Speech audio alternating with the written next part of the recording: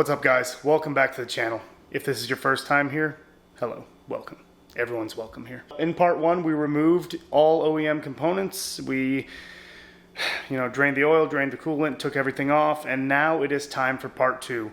Immediately, we're not even gonna wait. We are going to stab the single turbo setup for the first time on the 2J, and I'm super excited to show you guys this. It's been one heck of a journey so far, but it's time to go. Y'all ready? Let's see what this looks like.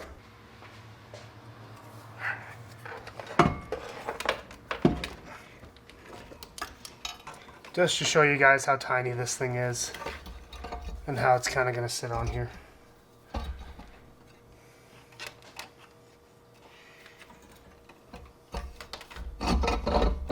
All the studs are going to get replaced anyway, but there you go. Little thing's a spinny boy. Can you see it on there? Word. Yep, that's how it's going to look. It's not a big, huge turbo like you guys want it to be. It could be a lot bigger. But it's going to work. If you guys don't have a Torx bit, or whatever the heck these are, I'm using a 6mm 6-point socket. Same, not really thing at all. Actually, it's not the same. But it's fine. You'll notice that the engine bay, the engine is not completely clean, and that's because someone ran out of brake clean. And I don't know who ran out, but it was definitely someone you all may know.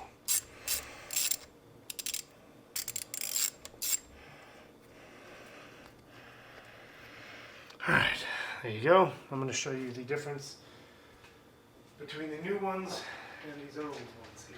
There we go, makeup tutorial, here we go. So the reason why we changed these is because they're too long. The manifold won't fit over this guy and let you take the nut on. You'd have to like shave it down. That's the old one.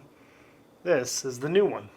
That is significantly shorter, and it doesn't have the Torx driver here. So all we're going to do is put this side into the block, and then there's a specific way to do it, and I'll go over that later. And we're going to do that on all 12 of these. So let's try to keep taking these out.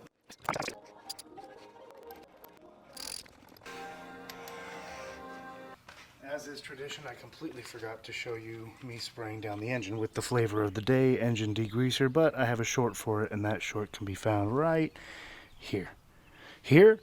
I don't know. One of these corners here.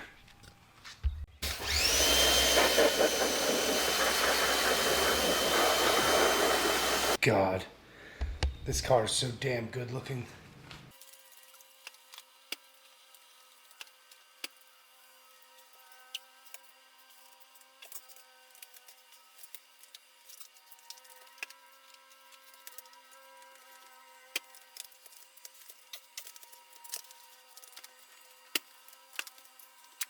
So now what you see me doing is putting on the new short studs that we got from Powerhouse Racing.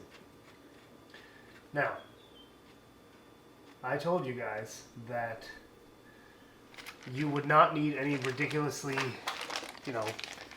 one job hand tools, and I'm sticking to that.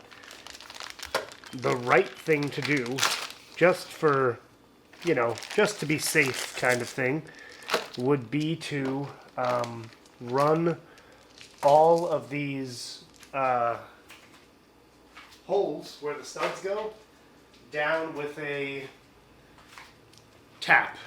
A tap and die set where you stick the thing into the hole and it cleans up the threads, or a thread, cleaner, whatever you want to call it. You basically want to clean up the threads, but if you look inside, you're going to notice that these threads are gorgeous. They're actually very, very good. So, I'm going to go ahead and say you don't have to do that. Now, take what I say with a grain of salt. I'm an idiot. Only do skipping steps sort of things if you're really super desperate. So, take what I just said with a grain of salt too. Okay. Grab a couple nuts real fast. Oh, God.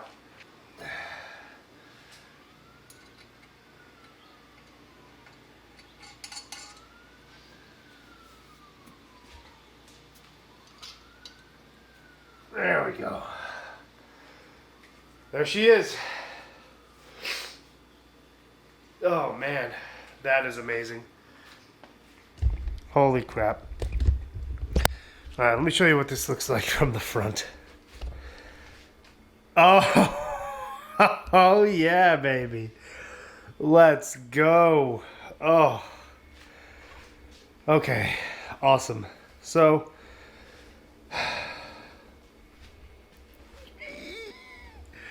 oh, it's so cool. Okay, okay, I'm good. Everything's fine.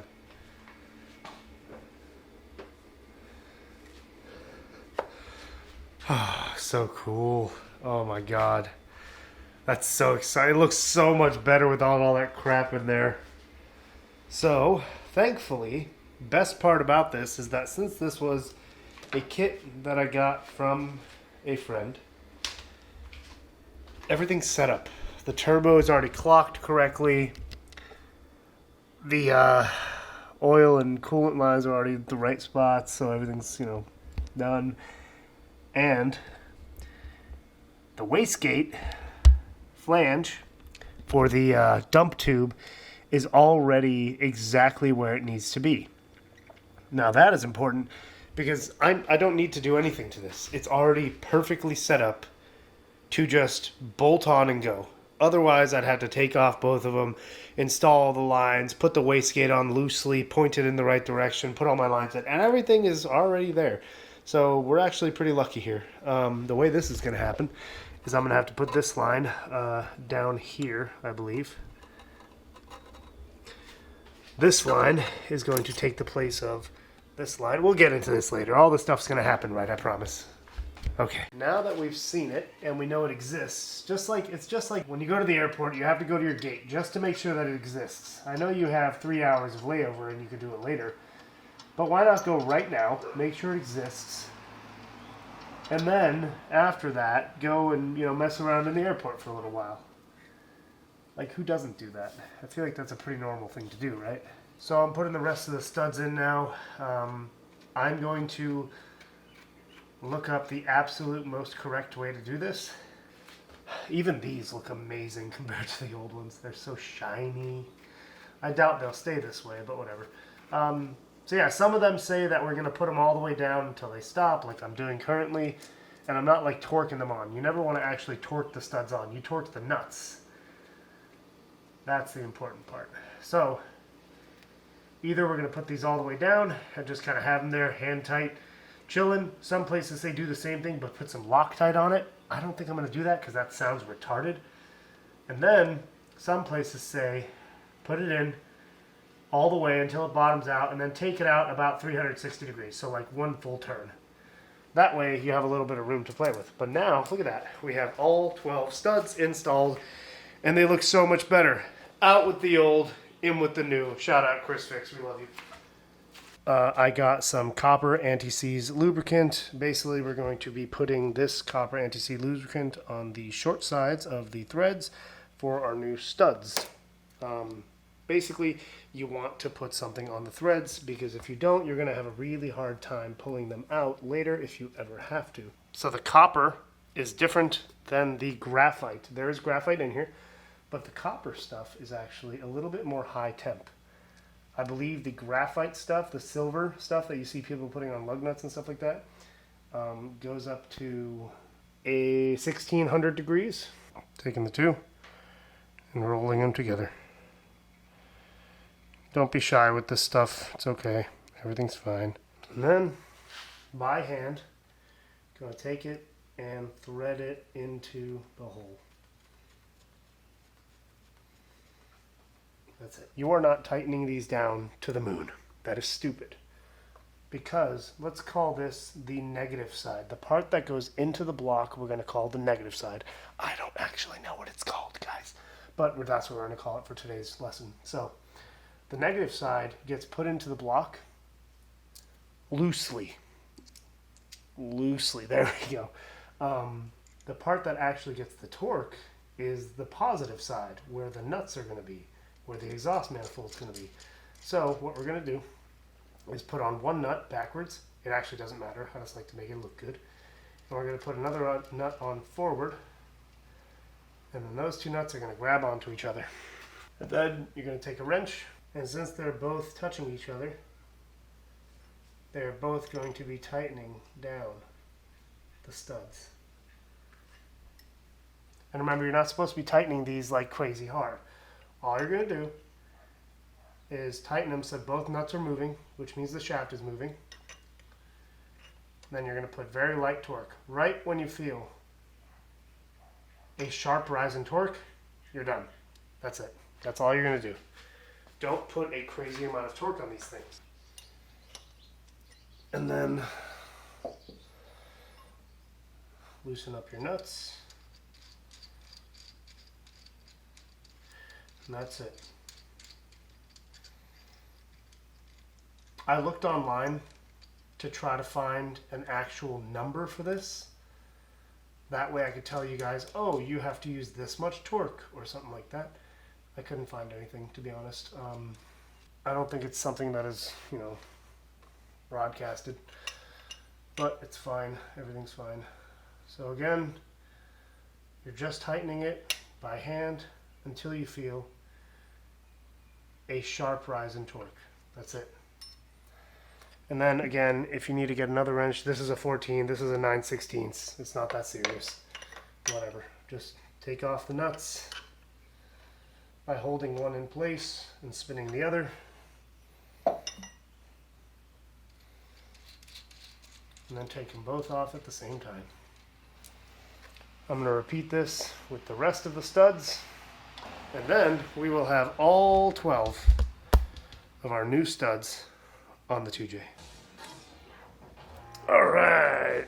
Now the sad part is that I don't have parts yet. I could totally mock up the turbo and put it up there and make sure that everything's going to go right. I could do all these other things, but unfortunately I can't really do any of the extra stuff without having some of these supporting parts. And the supporting parts that I'm waiting for are the drain plugs that go in here, as well as the caps that go on all of my different coolant ports. Without that, we're kind of dead in the water. So thankfully, because of the magic of editing, you won't see any of that. As if by design. Powerhouse Racing came through really quickly, actually. So first things first, this is the new lower rad hose. It is freaking beautiful. My goodness. That is amazing. Okay, lower rad hose, check. Upper rad hose, also check.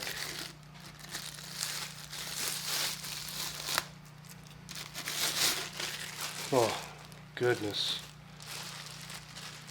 Yep. We're going to do this first, actually. Let's just do this real fast, because I'm excited to see this. Watch it be full of coolant.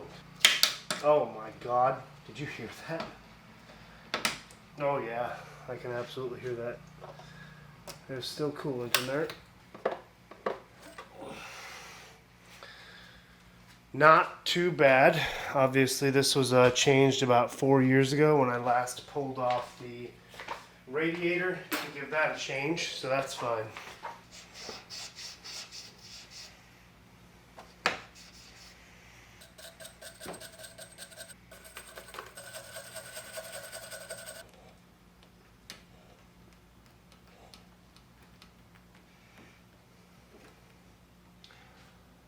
Powerhouse Racing. This is officially my first ever Powerhouse Racing part that I've installed on Tenchi. Hell yeah. And we're about to have a lot friggin' more. Oh God, that hose is like mush. Jesus. Oh, I guess I already, oh yeah, we drained the coolant, so of course the dang lower hose is out. Alright, now, it's going to be hard to see. There's a 12 right here and a 12 on the bottom. Take those out.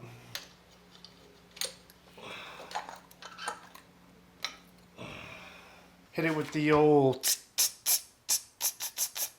and this thing is looking gorgeous. So yeah, focus, makeup tutorial. Makeup tutorial. Come, there we go. My God. This camera's on its last friggin' leg, I swear. Godzilla in a tux. I need your new camera. Thanks, buddy. Alright, this is done. I even cleaned the nuts. Do you remember when we had to put on our studs and we used 2 nuts that were made for it? Or we put one on backwards and put one on. We have to take off these studs because they are obviously going to get in the way. Same damn thing, except this time you're going to be removing them. Alright guys, real quickly I'm going to go over the Powerhouse Racing water neck rotator. So this is the newer version. Looks pretty awesome. Instead of having the water neck come like this, literally like that, coming straight to the side, it's going to basically turn it down like this. That way we can have our air cleaner here, our intercooler piping can be down there, or we can keep it up here, it doesn't matter. But this will be completely out of the way instead of being completely like this. So, pretty simple. You can see that there are 2 short bolts with Allen keys, and then there's 2 long bolts with Allen keys. Basically, what you're going to do is notice there's 2 recessed holes here and here. Those are going to be where we pulled out those studs, and they're going to sit in there like that. Boom and boom. Cool? Get it? Yep. They're going to be like, just like we took those 2 studs out, they're going to be put in there. This is what's going to hold the actual thermostat in place. So let's go do that. Just kidding. Before we go do that, just know that this little valve here, this little needle guy, needs to be at the topmost, the most towards the sky angle that it can possibly be. So if we're going to be attaching it like this, we don't want it like that. We're going to want it like this, correct? Does you see what I'm doing here? I'll show you guys when I get in the car, but just so you know, that's what we're doing. Make sure you have that black seal tucked in around the edge of it. And put it in there. And then throw your thermostat in. And now, so this is exactly how it's sitting right here. Just like this. Okay, and you can see that this little nipple thing, this little, I guess they call it a relief valve, is at the highest point. You know what I'm saying? It's not like on the bottom like this. It's over here, right? It's not. It's like this. It's kind of pointing towards one of those bolts. It's at the highest point that it can be. I don't know if this is supposed to be flush or not. If I try to squeeze it in, like if I try to take this the metal off of the gasket, or the gasket off the metal, it fits just fine, obviously. Do not take off that damn gasket off that metal one. It is impossible to put on.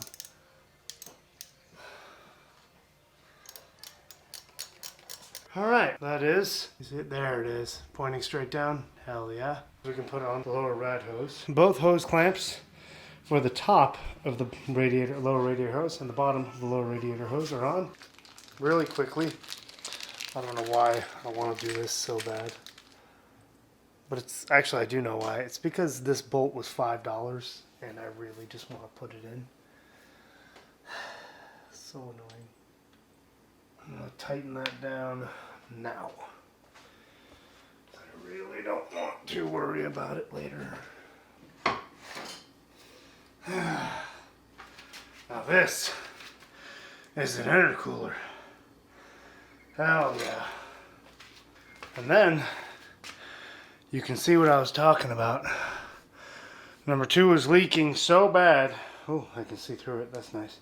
Number 2 was leaking. The aft turbo was leaking so bad that oil was getting all the way down, coming out of the air cleaner, the epoxy filter we have there, and it was going through the cold side of the turbo to the hot side piping of the intercooler.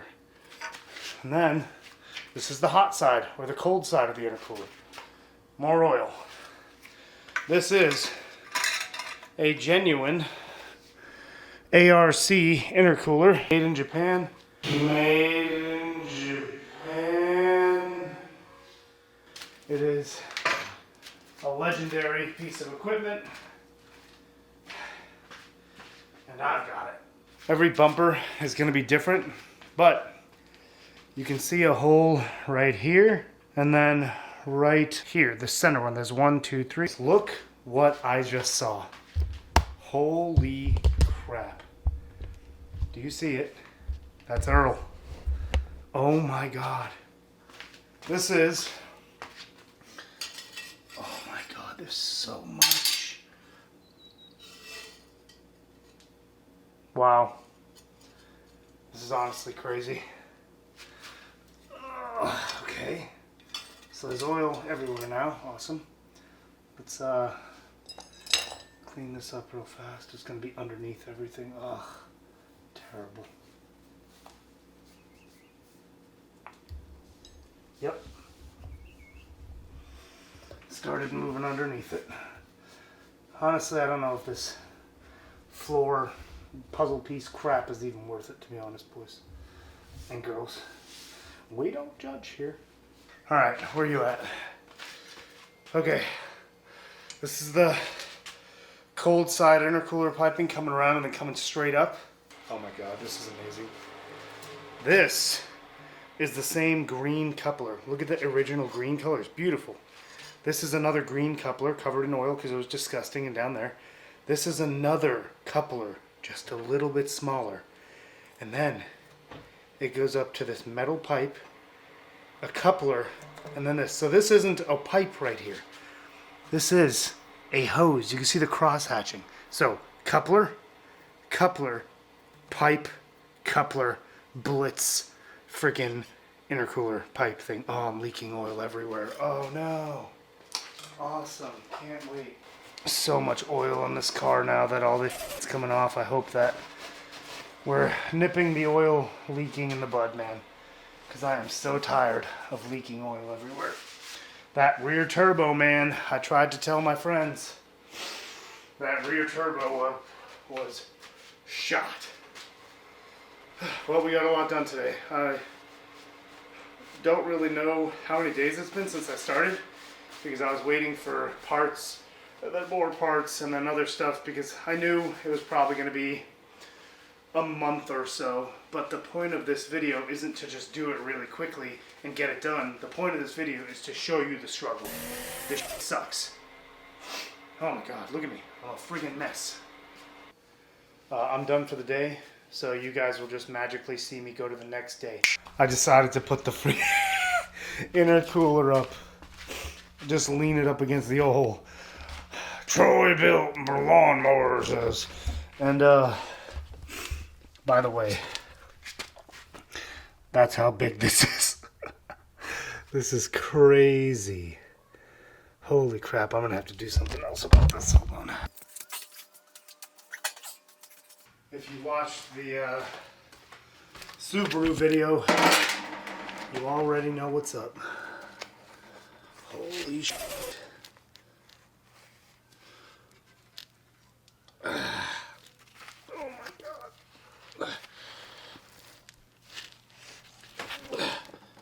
Oh my God, that's crazy. Well, I am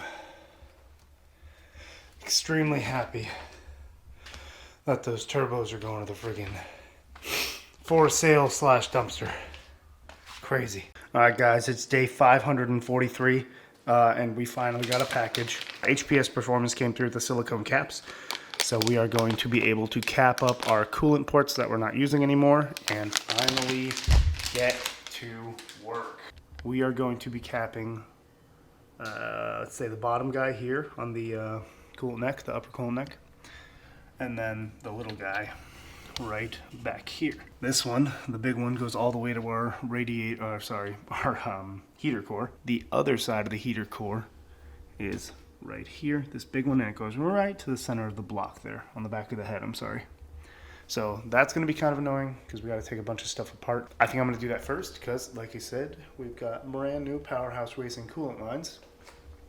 And as you can see, this big boy goes from about right back here and will angle like this and has a like a 100 and like a 60-degree angle all the way to the big boy.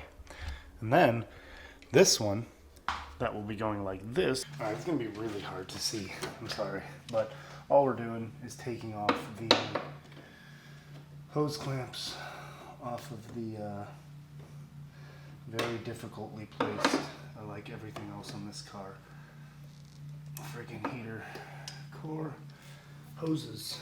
Right here is a hose for what I believe is something like some kind of idle air control, something or another. I don't know exactly what it is. But this hose, the rubber hose, has a clamp on each side that goes to a metal hose. It also has this small hose that goes to the back of the intake. These two hoses, this combo of big and little hose, goes all the way over here to this guy. This guy, big boy, right here. I think it might be some sort of recirculator or breather of some kind, but I think what I see people do on the internet is put a little 90-degree hose there off of that, and then put a little, like one of those little baby 1-inch filters. So we're gonna take those two hoses off. All right, so a better look at what we did, okay? First off, here's the entire piece as it was sitting in the engine. This side was on the idle air control valve, whatever you want to call it, that thing. This one, small on the side, was the one that was connected to the all the way aft of the intake. This one was connected to the turbos somewhere. We took that off a long time ago. And this one was also connected to the turbos. I should be able to cap this small one that we pulled off of the back and then put a filter on the big one that's right here after I clean that up. But now we have a lot more access to take off these heater core hoses, which will, of course, spill fluid all over the place.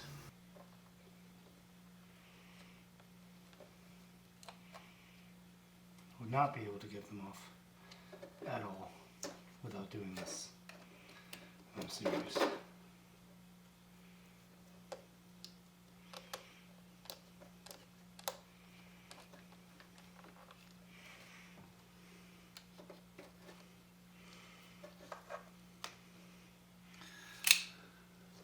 Still not easy,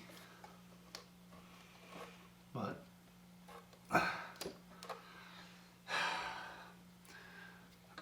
I cannot stress enough how annoying that is.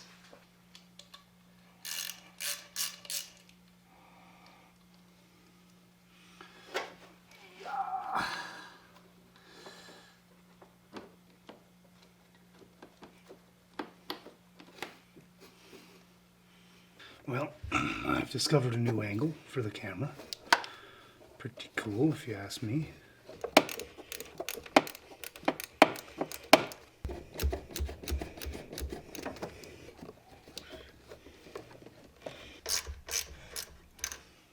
Kept this bottom one, nice. I've done everything I need to do prior to the turbo going on. And that's a pretty big deal, because that means that I think the turbo's about to go on. All right, I'm not gonna wait. I can't wait, sorry. It's happening.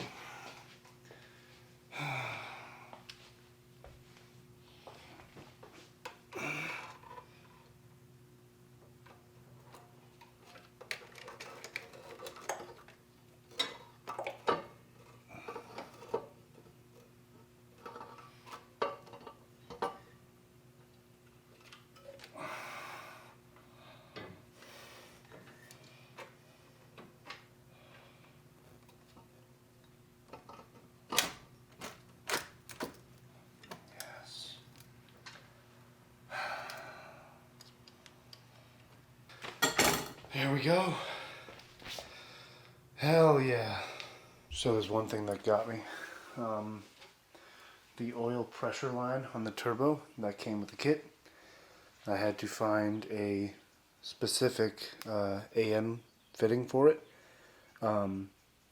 This one is the exact same as the plug we bought for the aft coolant pressure, or sorry, the aft oil pressure, hole that we plugged up with that Powerhouse Racing bolt and washer.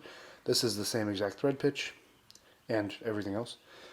And this is a -4 AN, I believe, which goes right here. So yeah, I'm going to quickly install this into the forward hole for oil pressure. It was actually really hard to find the bolt over there, the aft one, so the fact that AN just makes this fitting and it's the right size is crazy. Word, that's amazing. That was so freaking easy. And then tighten them both down for the last time. Just to recap, we got our hoses on, they're tight, we got the plug on, and we got the AN fitting on. You guys might not need the AN fitting the same way that I did, but it's all depending on what you guys have. Check it out. We got this clamp on. We have this clamp on. This is coolant in. This is coolant out. The braided line got connected to the AN line, and yeah, right there. That line is the oil drain line. Guys, I think the turbo's on. Alright, I'm gonna put yeah! I'm gonna put all the nuts on real fast. Let's do this. Of course, I'm gonna do this, and something is just gonna get in the way. You know that. This has been a total friggin' nightmare. The entire process has taken like 60 years. I don't know how it's taken this long. I don't have any time. My life is just a bunch of things I have to keep doing all the time. Alright, so something that you guys are going to run into, that I just ran into, especially with this exact style manifold, the log style manifold from Powerhouse Racing Street Torque Kit, which is what I'm assuming this is like a carbon copy of. There is obviously 6 nuts on top, right? 1, 2, 3, 4, 5, 6, and then 6 nuts on the bottom. The third one in, 1, 2, 3. This one that's like right under here, right under the hot side of the turbo, will not go on even with the short stud kit until this happens. You need to loosen up all 11 of the other nuts to the point where it can do this. Just a little bit of, so hopefully you can see this. Do you see that little bit of articulation? It's going to be hard to say, but you basically got to loosen it up until you can pull it from the bottom up a little bit. That little bit of motion like this is going to make that stud recess just a little bit more, and the manifold is going to come out just a little bit to where you can really get a couple of threads on that really difficult one. And then once you do that, you're good to tighten everything back down.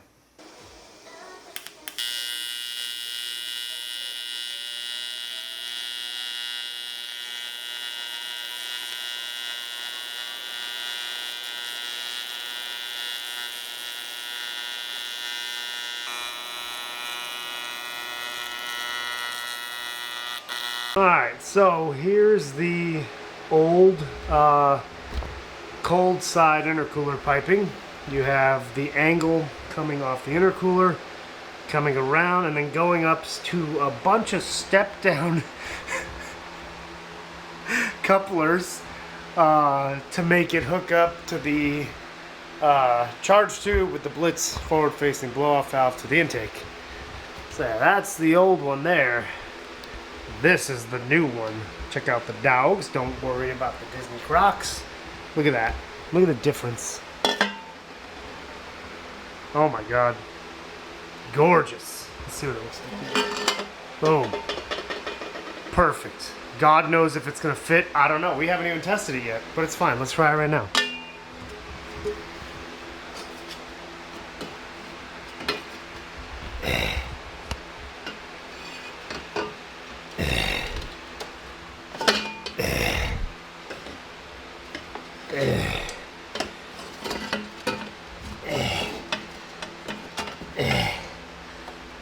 Oh wow, actually. Look at that. Perfect. Perfect. And then well, I have a ghost holding my tripod. This is the only thing that's gonna be dumb. This original thing here, someone just kind of stretched it out somehow, I don't really know how, to make it sort of fit in here.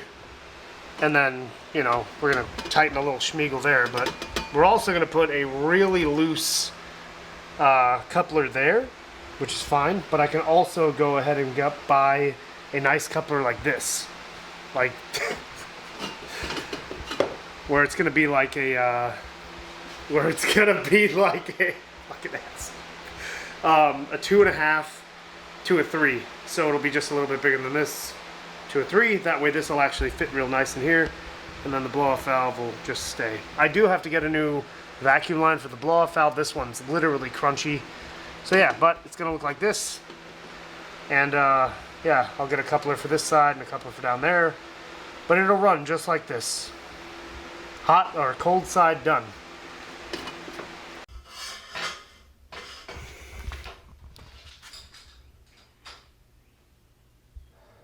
And that looks super ugly, but like I said, we just need it to hold air for a little while until we can get the proper damn coupler.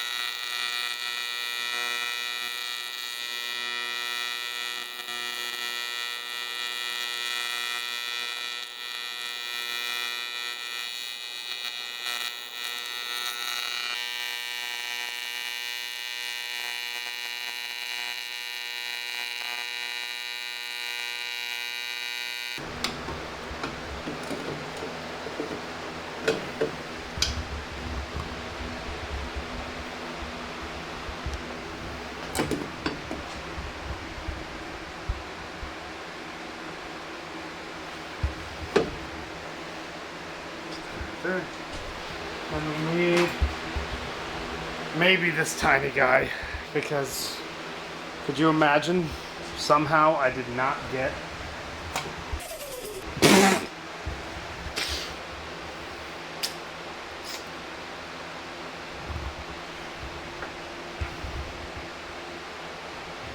right? Ooh, that's crunchy. Oh no.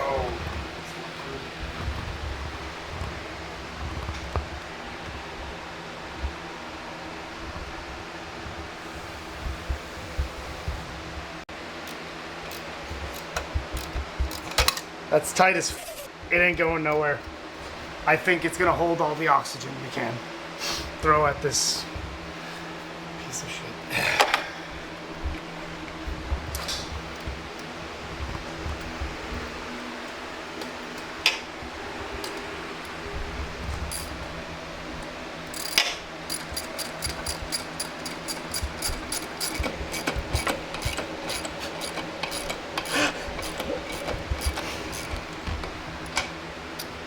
Camera guy's fired, dude.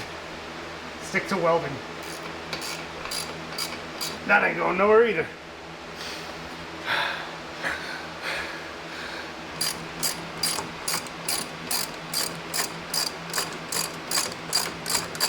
So yeah, that's what it looks like. Got that 2 to 3 inch straight down underneath the sway bar. Out. We took out the that and the that one goes right there, which sucks. That one goes right in front of the that one goes right in front of the tire.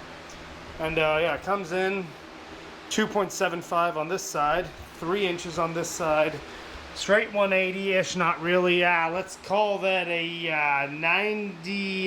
80 degree angle right there, because we have this. It automatically comes up 60 off, 45 off the intercooler, 60 off the intercooler. Right there, straight up. We did. Everything's installed. This is the ugliest thing. What the hell, brother? What are you doing? Cyclone! Cyclone!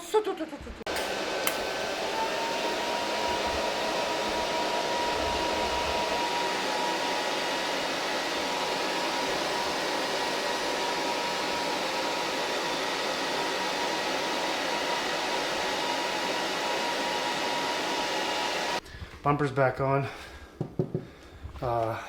Battery's back in. Battery is connected. Let's make sure the damn headlights work. Yep.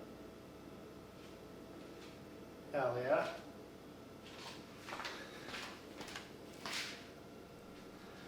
Hell yeah. My friend had to leave a little prematurely, so I'm gonna get another friend of mine to weld up the rest of this. He was TIG welding it.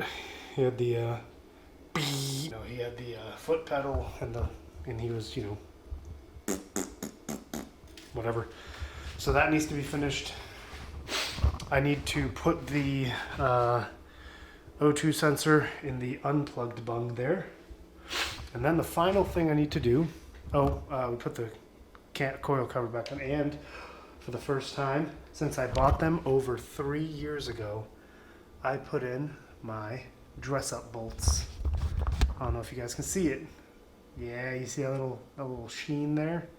I put dress-up bolts. I bought those almost 4 years ago, actually, not 3, but yeah. So the last thing I have to do is there's 2 nipples hanging off the top of the wastegate. Do you see them? Right. Focus. This guy up here, which is technically the bottom, gets a hose from, technically it's supposed to be the turbo. You're supposed to tap the compressor housing of the turbo, but I'm just going to go right, back there somewhere on the back of the intercooler piping, as close to the turbo outlet as I can, and then the other, thing on the wastegate just stays open. It could be vented to atmosphere. The one that matters is the bottom one, which is the top one in our case. Once we finish the welding of the downpipe, we can attach the tome to that, and then we could put the O2 sensor, which is sitting right there for right now. Hello. And the 2 bolts and the gasket right there for it. And then that nut right there is for the V-band clamp for the hot side of the turbo. That goes to the downpipe. So yeah, put oil in, pull the fuel relay or fuel fuse, whatever it's going to be, to where when you turn the key to the run position or on position, it doesn't prime the fuel pump back there. That's how you know you're not going to get any fuel. And then we're going to turn it over for a good 10 seconds to prime oil and coolant, I guess, into that turbo. Because this is the first time it's going to get oil in a while. And then now that we have a whole new oil system going on here, we need to check the oil a few times after it rests for 10 minutes to make sure that our oil quantity is good. The final thing, I have to find a place for my boost reference gauge for the for that turbo timer there. That's the only boost reference I have, and that's this guy, this ugly ass thing. Little air hose goes all the way in. But yeah, other than that, it should hopefully just be a turnkey turbo kit. Hopefully nothing pisses uncontrollably. I did fix the coolant leak that was happening. Hopefully that water neck rotator was kind of Kind of rough, but now it was statically leaking right out of that thing. So now I fixed it so it's not statically leaking. It actually looks like it's sitting a lot better. So hopefully with pressure on it, when that thermostat, which is brand new from Toyota, opens, we can check everywhere for leaks.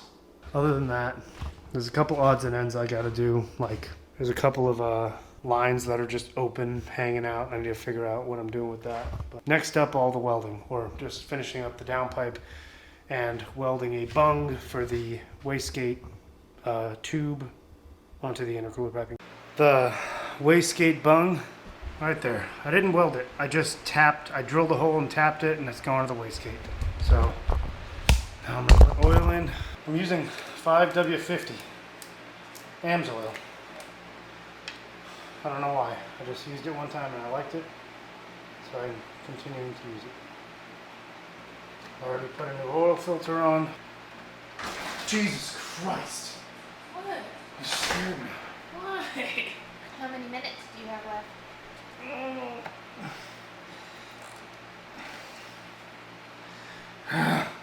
you put the part over there that needed to go over there? Yep. You did? Yep. Okay, so it was part, oil, turn on. I don't know why. This goddamn relay. Do you need muscles? Oh, I got it.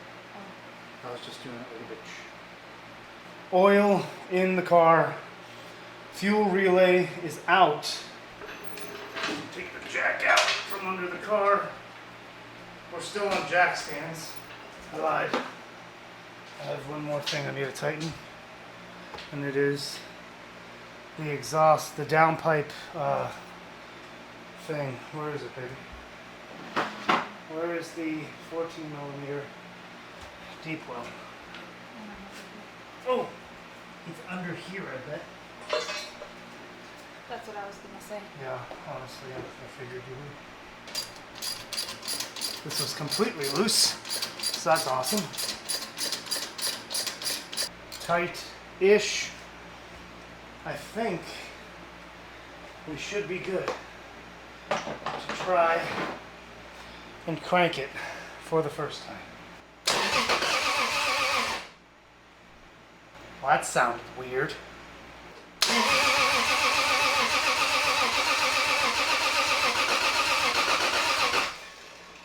All right, the turbo started spinning.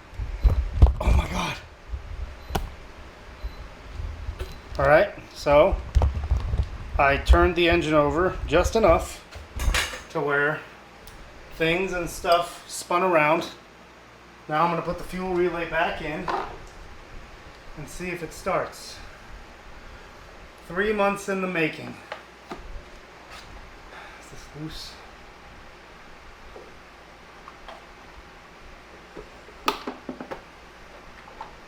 Okay, first start, first thing, check to see if fuel pump primes. We don't have any fuel pump prime. Why not?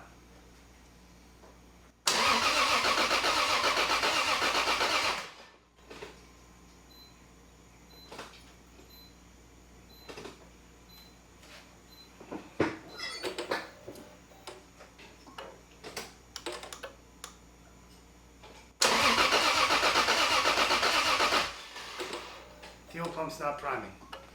What did we forget, chat? Something's unplugged, and I'm not realizing what it is. Can you just randomly look around to see if there's anything? I don't know what it's supposed to look like, so I wouldn't know if anything looked wrong. Just look for anything unplugged. That looks unplugged to me. You're damn right it does. So does that up there. Where? Up there. These? Yeah, I know.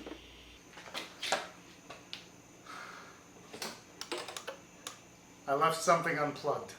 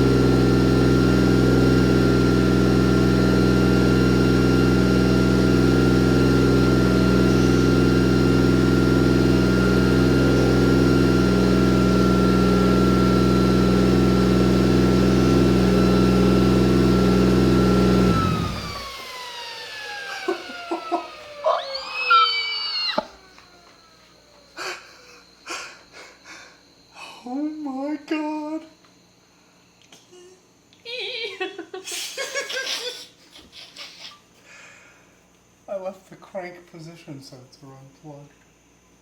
It didn't know where the crank was. Okay, we can go to bed now. Okay, thank God. Oh, God. We probably woke up our neighbor's baby. She probably hates Oh, shit. Sorry. No, they're still awake. it. Maybe the adults are. Oh my God, dude, the turbo sounds, the entire car sounds completely different. Can we finally get rid of this? I already emptied it out once. Okay, well. Well, baby, I had a giant coolant leak, remember? Alright, stop. Alright, we're going there.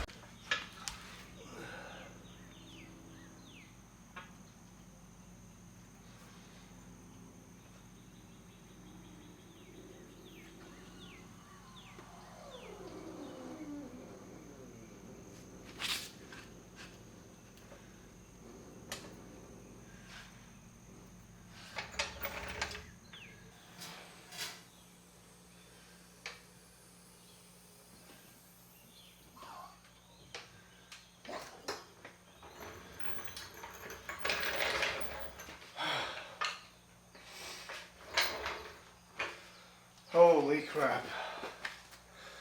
This is the first time the car's been on the ground since I power washed and degreased the engine. Oh my God.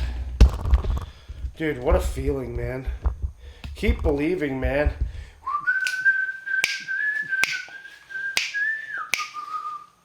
Alright, let's do this. I know you guys might hear the exhaust grind a little bit.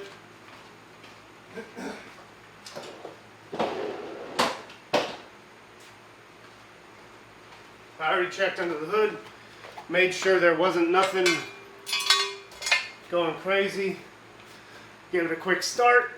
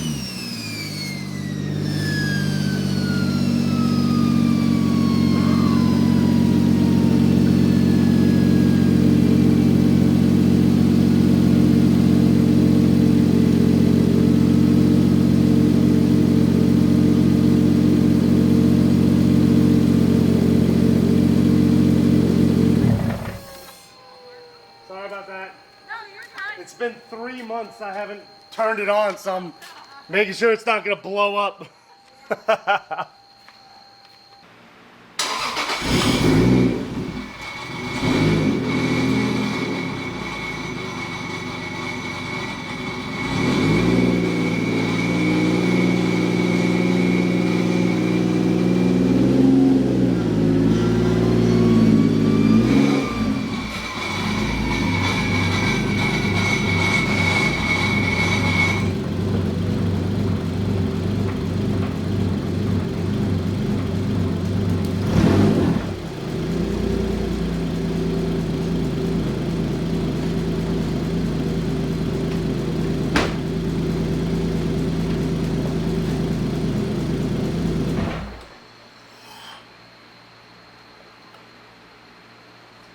I have a very low idle for some reason.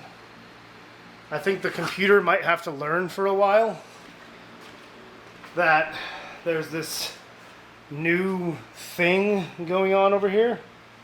I'm gonna hit up the Supra guys to make sure that nothing weird is going on, but as of right now, it's not overheating, but I already said I'm gonna fill up the water jug and I'm gonna take it with me on the first drive, as well as tools, of course, to make sure that it is good. We also put in that, right, see that white thing? That's actually a tissue.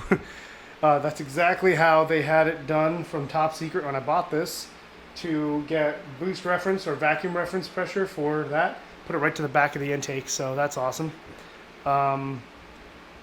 Turbo is running, smoothing, spinning, doing all the things. Doesn't sound like there's any crazy exhaust leaks or anything like that. Yeah, I'm just gonna fix the exhaust. I'm gonna raise it up a little bit, and then we're gonna go for a drive. First drive under its own power, other than backing it out and backing it back or pulling it back in the garage. So let's get this done. First drive.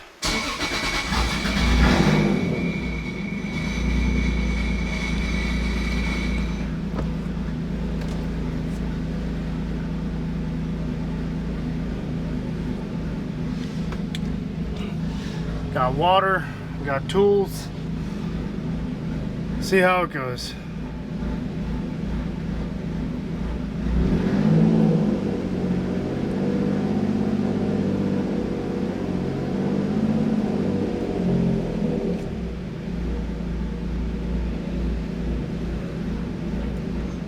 We were phasing around 750 RPM for some reason. I don't know what that's about. Oh, damn it. I forgot something.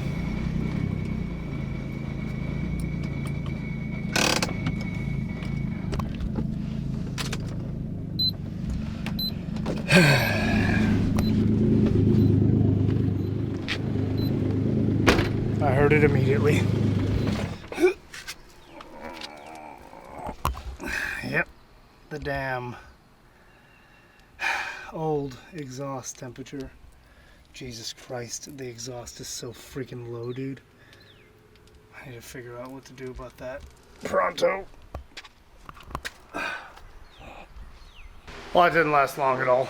I gotta go jack up one side and like something zip tie that damn exhaust gas temperature sensor somewhere, somehow. That's cool. Okay. All right, we've been babying it a little. It's time to send it a little bit. Oh my God, I hear it.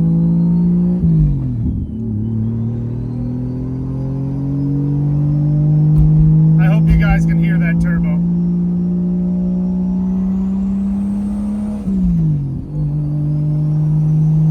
It's so loud. Hit boost.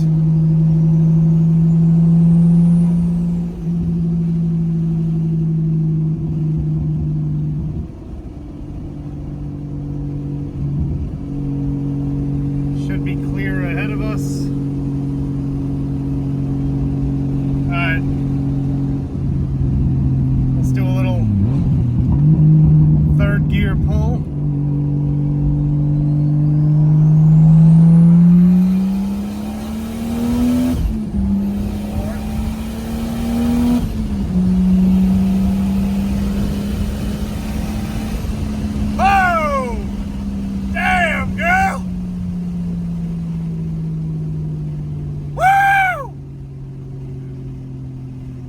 Oh my God! Holy sh**, dude! Wow! I don't know, man. It might be because I haven't driven it in such a long time and I've been in the Subaru, but like, that felt so fast. Listen. It sounds completely different. Everything feels different. It like the turbo really comes online at about like 3,500 RPM. Oh my God. It's a totally different car. My God, hold on, let's show you. Second gear.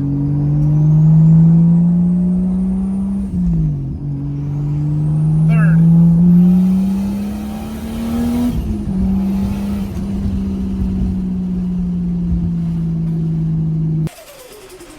Maniacal, dude.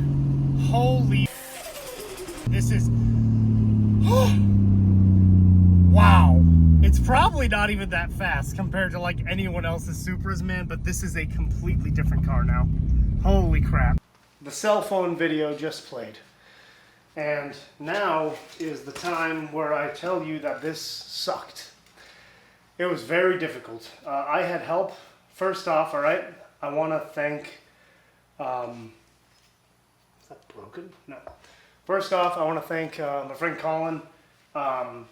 He was paramount in making sure that this build happened. Not only did he help me with removing a bunch of random crap, he also provided tools that I didn't have, including just a little bit of knowledge that I didn't have. Secondly, I want to thank all the Okie Supra boys. Those dudes in the group chat, man, they are so helpful. Austin, Braylon, KJ, Chad, it's everyone. Every single one of you guys, man. Cody, super helpful. Whenever I had a question, I felt so stupid to ask because I should know. I've owned this car for 4 years and I should know more, but I really didn't. I am one of the latest people to the single turbo game in the entire Okie Supra kind of friend group. So thank you all. Obviously, thanks Michaela, my wife, for letting me do this in the garage. The garage has not been this empty for a while. Is that a little bit of coolant I see? Why is there coolant on the ground? Oh God. Why is there coolant right here? And right there. Oh, that's from drip. This though, this is red. I'm gonna have to check the cooling system, make sure nothing weird's happening. So, thank you to everyone else, all right? Seriously, thank you everyone for dealing with me. It's been almost 3 months that this has been in the garage that I started. I didn't even get to dyno it before I took everything apart, even though I wanted to, because I was just so excited to get this going. Finally, thank you to Mad Detailing, Foster, for hooking me up with this turbo kit, man. You saved me an incredible amount of money that I didn't have, and because I didn't have it, I would have sat on this for such a long time and I would have never pulled the trigger. So I will put some Instagram links and YouTube links to the boys that I called out in the bio. Please give them a follow. They deserve it. They're very smart people and very kind. Actually, there's one more. Powerhouse Racing, man. Lance and Sam, y'all are top-notch people. Hilarious, too. Old Titus there, man. Crazy, crazy good people. Answered questions I didn't know the answers to as well, that I didn't want to bother the Supra guys because it felt stupid, but more like not 2JZ stuff, but like welding and this and that. Also, thanks Colin for welding the entire intercooler setup and the downpipe, and Bryant over there down, my neighbor, for thanks as well. So now here's the part where I'm going to go into what I would have done differently. In front of me here, hopefully you can see it all. Can you see this? Yes, okay. This is the entire setup other than all of the vacuum lines and everything from the top. They're just behind me here, the radiator hoses, the intercooler lines, stuff like that. If I could change how I did it, this is how I would change it. And this is the part that's important.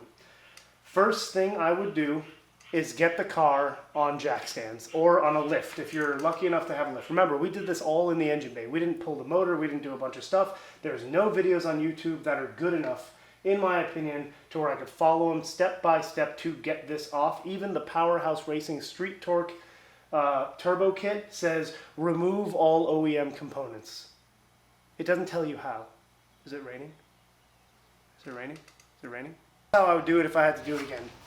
Take the lights out, the bumper, the intercooler piping, jack the car up, oil and coolant drained, take off the exhaust, turbo exhaust components, and then start tacking away at the top of the turbo, all the pipes and nonsense, and then finally attack the 12 nuts on the 12 studs holding this shit to the head. That's it. It's a pain in the ass. No wonder so many people take it out of the engine bay. But I don't have an engine stand. I don't even have real tools. I just have toolboxes that I got from like friggin' that one I got in 2009 and the Cobalt one I got in like 2015. I haven't bought a new set of tools in a long time. So this can all be done with common hand tools, a breaker bar, maybe a pipe for leverage, jack stands, a plier set, some fire, and some lubricating, penetrating oil.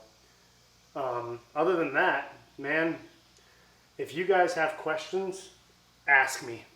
This is just like my Altezza headlight DIY that actually helps, and my Supra speaker upgrade DIY that actually helps.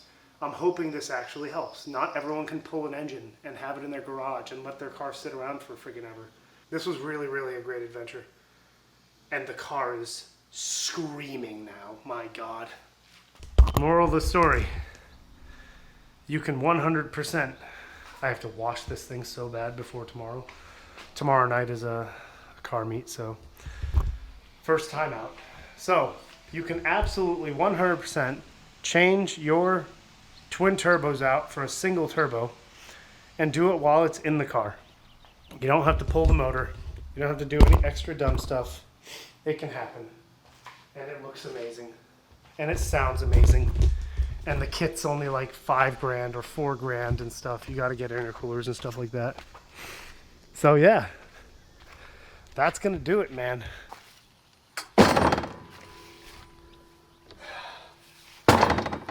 No regrets.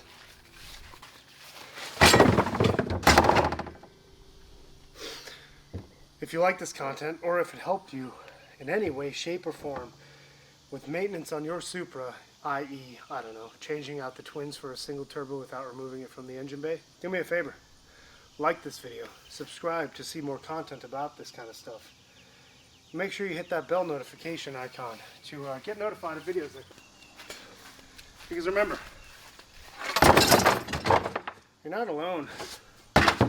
I feel real dumb sometimes when I can't figure out how to do stuff. And I go to YouTube to try to help me figure it out, and it doesn't really help me at all. So don't feel stupid. Ask me some questions. Make sure you follow me on Instagram, where you can DM me and ask me whatever questions you want. I will answer you. It might take a minute for me to see it, so make sure if you're going to do something like this maintenance wise, plan ahead, figure out what you need, everything that you need. Make sure you ask around. Ask me. I might be able to help, or I can point you in the direction of someone who can help. Yeah, don't forget to subscribe. I'm going to keep throwing away all this. I'll show you how full the trash is after I'm done.